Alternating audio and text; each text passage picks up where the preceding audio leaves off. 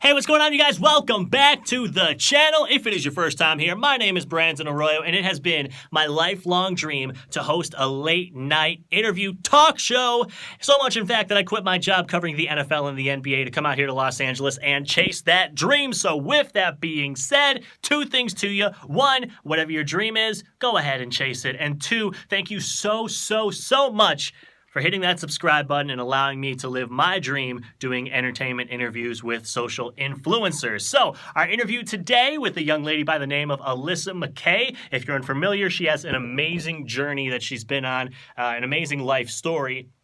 So go to her YouTube channel. It's been chronicled on there. You can check it out. Right now, she just passed the 1 million follower mark on TikTok and also was just in a supporting role in a film that is now making the rounds on the festival circuit. So go ahead and check that out. We talk about all of it in the interview. Please give it a thumbs up. Thank you so much for being here. And welcome to the channel. Our guest on the line right now just passed the 1 million follower mark on TikTok. You can also see her in a supporting role in the award-winning film Leave No Trace, streaming now on Amazon Prime. Alyssa Mckay, thank you for joining us. How's your Saturday going?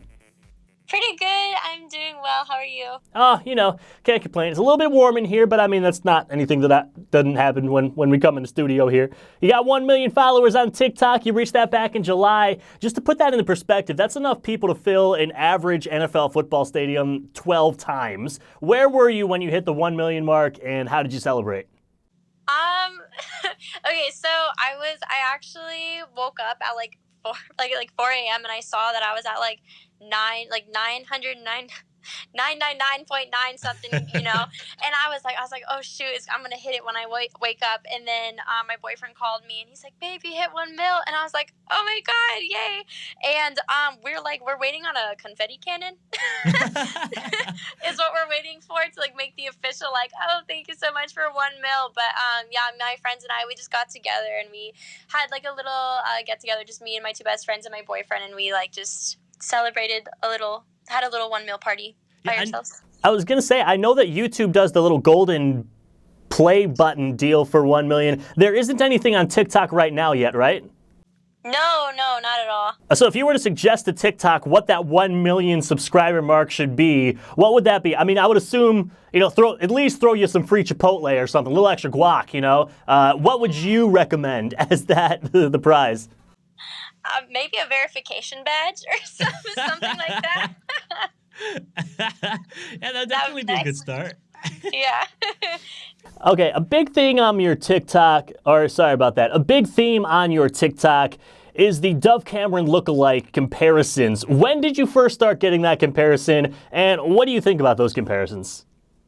So the first time I got it was before I even really did social media. I was in Vegas and I was in a bathroom washing my hands, and there was a little girl and she kept staring at me with her mouth wide open, and I was like, do you need help finding your parents or something? And then she's like, are you Dove Cameron? And I was like, no, I'm so sorry. And I actually didn't know who she was, and that was like the first time. And then when I started TikTok, back when it was Musical.ly, I did a couple videos and I got it maybe one comment on each video, and obviously I didn't have that many followers, and so I was like, oh, okay, I'm gonna do a Liv and Maddie audio, which is the show that she plays on, and then that blew up and I got hundreds of thousands of followers just from that one video. It has almost 10 million views, I think, and then ever since then, I kept getting them. And to be fair, I don't mind it that much. I mean, Dove Cameron, she's gorgeous. She's talented. I think she's amazing. I'm a fan of her now that I know who she is because of the comparisons. So I don't mind it. I mean, obviously, it helps me and it helps people, I don't know. It helps us both. I think it's just a good thing. I don't really mind it. Yeah, I got to imagine that's flattering. I mean, if you're going to be told that you look like somebody, it might as well be somebody that's, one of the top people in young entertainment right now. Oh, yeah, no, definitely. So I definitely appreciate it. I'm very grateful for the comments. I don't really get annoyed by them at all. Now, we live in a world of internet rumors, so I'm not going to say that you might secretly be Dove Cameron, but I will say I've never seen you and Dove Cameron in the same place at the same time. So I'm just throwing that out there. I'm just leaving a little nugget for people. I'm just saying. Very true. I want to get into your time with Leave No Trace, directed by Academy Award nominated director Deborah Granick.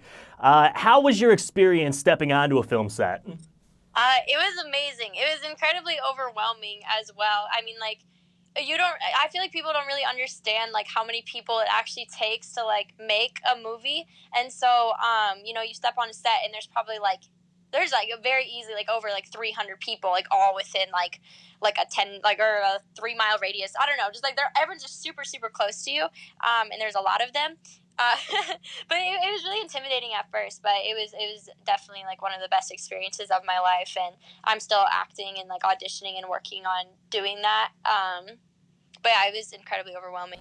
Alyssa, I've done journalism in the past, and I just recently switched into the film industry, and there's such a huge difference where journalism, they want you to have things shot in the morning and edited by the afternoon and airing at night, where film, they kind of spend an entire day shooting maybe like what could be 30 seconds of a show. Did it surprise you, the speed that, or how intricate they are with each shot and how many times you have to shoot each shot?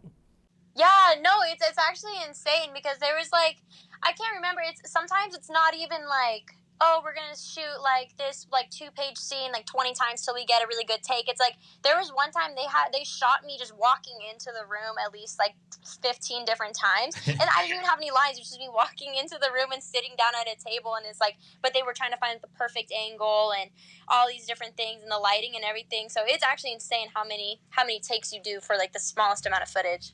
Yeah, and what's amazing is like the scene that you were in for a first time being on film of this magnitude, of something that's going to be going to film festivals everywhere. You had a pretty good amount of lines, and it was really a scene that kind of set the tone for where that main character was, at least at that point in the film, and just sort of setting sort of the awkwardness of her being on her own for the first time. What were your thoughts when you got that role? And did you know that it was going to be such a prominent position with that feature, that supporting role? Did you know that was going to be so prominent? Not at all. Cause actually, I didn't think the film itself was going to be that prominent because I found the audition on Facebook. Because I didn't have a manager or anything, and so I was like, "Oh, this looks fun. I'll go in for it." And yeah, no, I didn't think that the film itself would be that big, but then they were gonna cast, or Casey Affleck was cast, but then they something happened. I don't know what happened, but he got uncast, and then we replaced him with Ben Foster, and I didn't know who either of those people were. And then my dad's like, "Ben Foster, you don't know who that is?" And then he was kind of like, "That's gonna be a big deal." And I only had 2 scenes, but only one of them made it into the film, so I definitely didn't think that I would get like any kind of recognition like for it at all. Like obviously, I was so incredibly grateful. I still am for what I got, because that I got a manager out of that, and then obviously that helped with my social media and everything that I've been doing. But no, I definitely didn't think it was going to be as big as it did until it was announced that it was premiering at Sundance, and then my parents were like, "Oh, that's actually pretty cool." Alyssa, you were working across from Thomasin McKenzie and Ryan Joyner in your scene. How was your experience with your castmates?